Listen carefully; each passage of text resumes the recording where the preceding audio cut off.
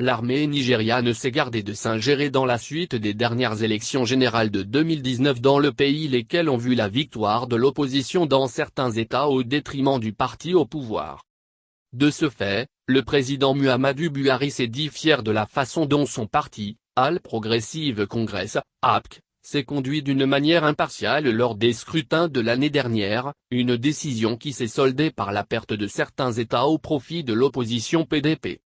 Buhari a fait cette déclaration hier lundi à Abuja lors de sa réponse à la présentation faite par les gouverneurs du nord-est du pays.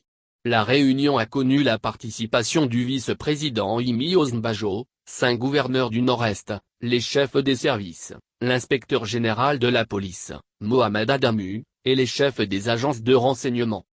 Pour la ligne qu'il s'est fixée dans le but de faire refléter la volonté du choix des électeurs, Buhari a déclaré que son parti APC a voulu être impartial, raison pour laquelle il a perdu certains États au profit de l'opposition. En explicitant sa pensée, Buhari a expliqué qu'il est vrai que nous avons perdu certains États en tant que parti au pouvoir, ce qui est normal.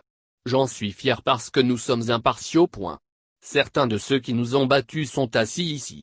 Nous savons que nous sommes un pays en développement, mais nous respectons notre pays, sinon, avec l'utilisation de l'armée, de la police et du reste d'entre eux, nous aurions pu sortir victorieux.